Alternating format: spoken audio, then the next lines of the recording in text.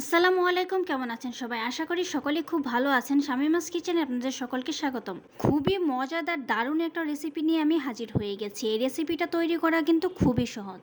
বাসায় যদি হঠাৎ কোনো অতিথি চলে আসে বা বাচ্চাদের আবদার পূরণ করতে কিন্তু এই রেসিপিটি ঝটপট করে আপনি তৈরি করে ফেলতেই পারেন।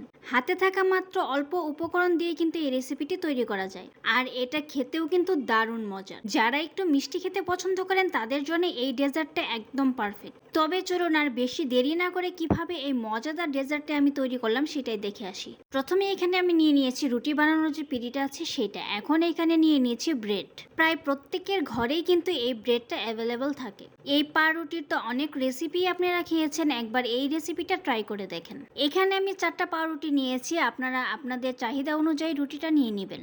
এখন একটা নাইফ দিয়ে আমি রুটির যে চারপাশে লাল অংশটুকু আছে সেগুলো কেটে নিচ্ছি। এইটা টোটালি অপশনাল, কিন্তু কেটে নিলে দেখতে একটু ভালো লাগে। 4-5টা কিন্তু আমার কেটে নেওয়া হয়ে গেছে। এখন এখান থেকে 3টা রুটি আমি সরিয়ে নিয়েছি আর একটা রুটি নিয়ে নিচ্ছি।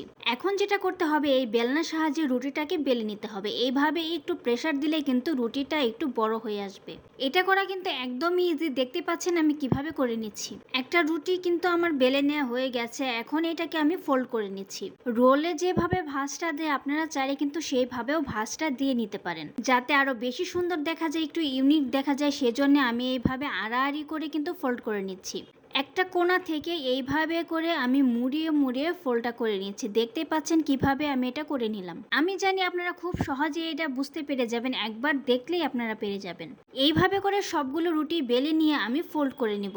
সবগুলো রুটি আমার ফোল্ড করা হয়ে গেছে। এখন যে পাত্রে আমি সেট করব সে পাত্রে নিয়ে নিচ্ছি। এখন চলে যাচ্ছি সেকেন্ড ধাপে। মালাইটা তৈরি করার জন্য দুধটা আমি আগে থেকে জাল করে ঠান্ডা করে রেখেছি। এখন এতে দিয়ে দিচ্ছি 3-4 চামচ পাউডার মিল্ক। এখন যে উপকরণগুলো আমি দুধে অ্যাড করব, দুধটা ঠান্ডা হওয়ার পরেই কিন্তু এগুলো অ্যাড করতে হবে। পাউডার মিল্কটা দিয়ে চামচ দিয়ে ভালোভাবে নেড়েচেড়ে মিশিয়ে নিয়েছি। যদি দুধটা গরম অবস্থায় এটা মেশানো হয় তাহলে কিন্তু দলা পেকে যাবে। মালাইয়ের টেস্টটাকে আরও দ্বিগুণ করার জন্য এখন আমি এখানে ইউজ করছি 2 চা চামচ কনডেন্স মিল্ক। আপনার হাতের কাছে যদি কনডেন্স মিল্ক অ্যাভেলেবেল না থাকে তাহলে কিন্তু চিনিটাও ইউজ করতে পারেন।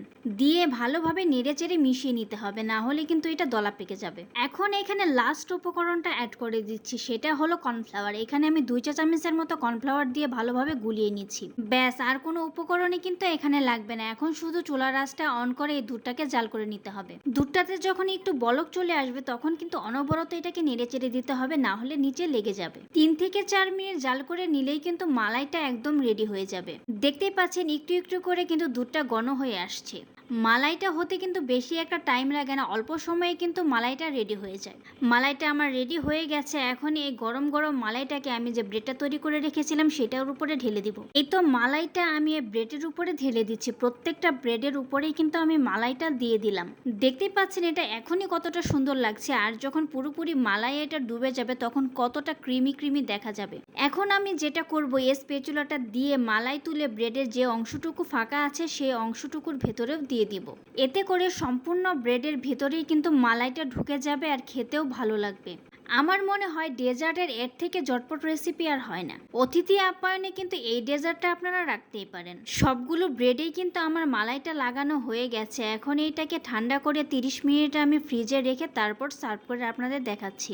তৈরি হয়ে গেল একদম ঝটপট করে দারুণ মজাদার একটি ডেজার্ট আইটেম। বাসার কোনো গেট টুগেদার পার্টিতে বা হঠাৎ কোনো অতিথি চলে এলে কিন্তু এই মজাদার ডেজার্টটি আপনি তৈরি করতেই পারেন। এত অল্প উপকরণে এত মজাদার একটি ডেজার্ট ভাবা যায়? বাচ্চাদের টিফিনেও কিন্তু এটা করে দিতে পারেন। আজকের রেসিপিটি কেমন লাগলো অবশ্যই জানাবেন। যদি ভালো লেগে থাকে লাইক কমেন্ট শেয়ার দিতে একদম ভুলবেন না। এরকম নতুন নতুন রেসিপি পেতে আমার ফেসবুক পেজটি ফলো দিয়ে রাখেন। যদি ইউটিউব চ্যানেল থেকে দেখে থাকেন তাহলে চ্যানেলটি সাবস্ক্রাইব করে পাশে থাকা বেল আইকনটি অন করে দিন। ধন্যবাদ।